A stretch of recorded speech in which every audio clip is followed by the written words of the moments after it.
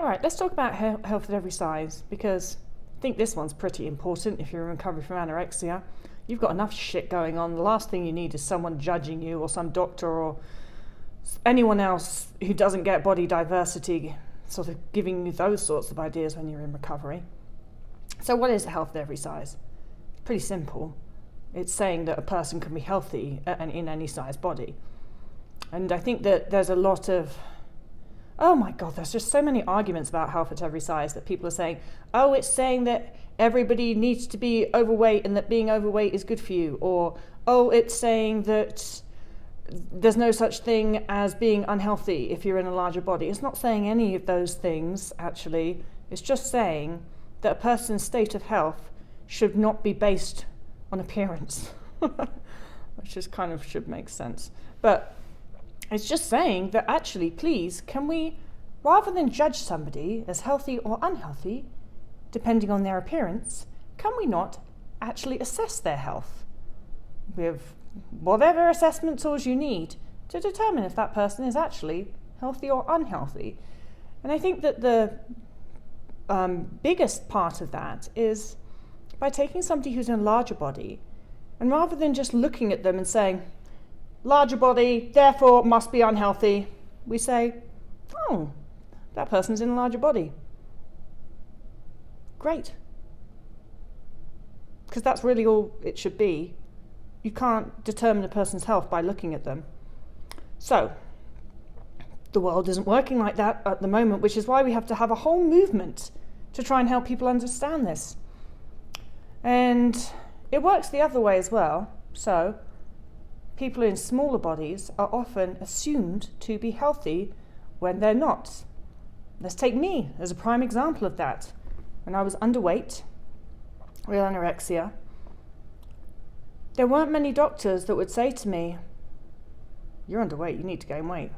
Because doctors are so taught to be scared of body weight. Most doctors would say to me, you look great actually, well done. Good to know that you're working out. Even if I told them that I worked out extensively and never took a day off, they would still be like, exercise is good for you. I'd lost my period. I exhibited pretty much all the signs of malnutrition that a person could exhibit. I was very unhealthy in my smaller, underweight body. Very unhealthy. Yet, most people looked at me and said, oh, aren't you lucky to be so thin?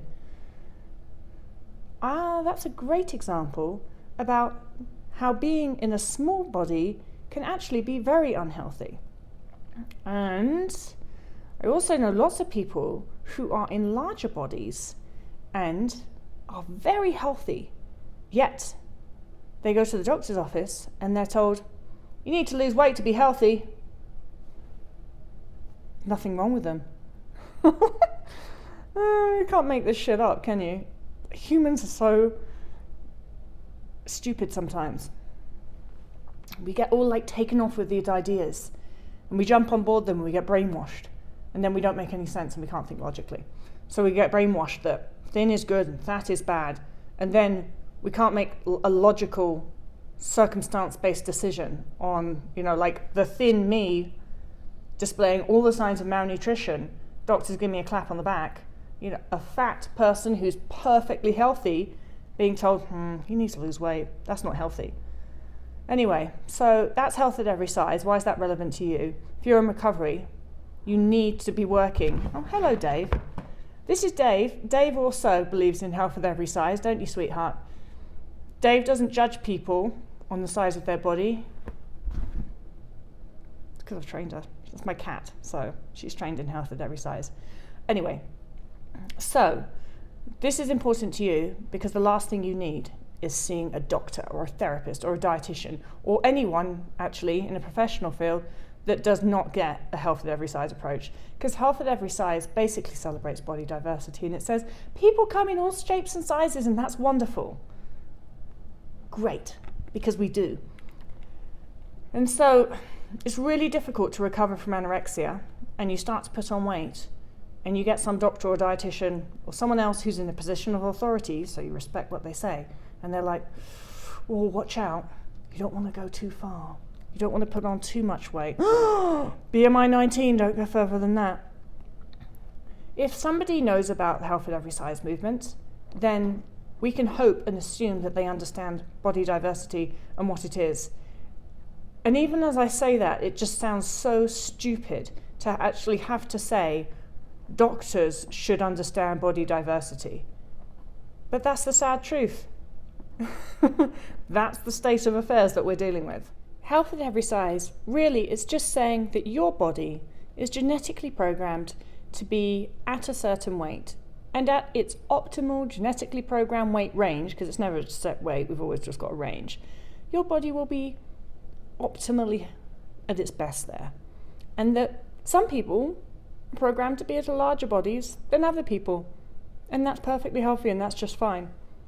And so that's not really anything. It's not this big radical pseudoscience.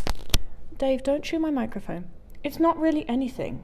It's just saying that people come in different shapes and sizes, in the same way that cats come in different shapes and sizes. And regardless of whatever shape and size a cat comes in, they always seem to like to chew microphones, don't you, Dave? Stop trying to touch the mic. Animals come in all shapes and sizes. Humans come in all shapes and sizes. The Health at Every Size movement simply celebrates that and says you can't judge a person's state of health based on their body size. And this really does come back to that you can have anorexia in any size body, because if you are underweight for your body's natural weight, and if you are suppressing your natural body weight via restrictive eating or exercise, then you can have anorexia because you can be underweight at any size. And this is where it gets kind of tricky for a lot of doctors, I think, to diagnose people with anorexia, because somebody might naturally be in a wonderfully larger body, and they then get told, there's no sign that your body's unhealthy, but just because it's bigger, we're going to say it's unhealthy and you should lose weight.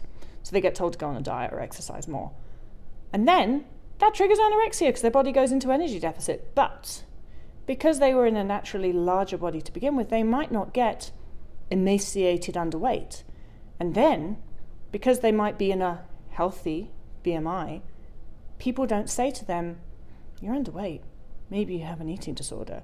They say, well done, you lost weight, good for you. Never mind that that person's totally fucked up in their head. And so none of that, I know plenty of people in larger bodies who have all of the mental signs and symptoms of anorexia. They have anorexia, it's just harder for them to get diagnosed because they're not super skinny, but they have anorexia. And had they just left, and they'd been left alone to be in their beautiful, healthy, gorgeous, larger bodies, they would have never had anorexia and never got as mentally messed up and then had to go through the whole recovery process. And it's even harder for a person in a larger body to go through the recovery process of anorexia because they don't get the support that people in smaller bodies get. They go to their doctor and they explain to their doctor that they barely eat any food and that they're restricting and that they're working out. And their doctor just says, oh, but you look great. Carry on. That's not okay, is it? So, long story short, if you are in recovery from anorexia or an eating disorder or whatever, regardless of what size body you are in, find professional help, if you're finding professional help, that understands what Health at Every Size means and doesn't just talk the talk, but actually really gets it and supports that movement. Because it's going to be much easier for you to accept your body at its natural, optimal, wonderful size that it's supposed to be if the people who are supporting you also understand that.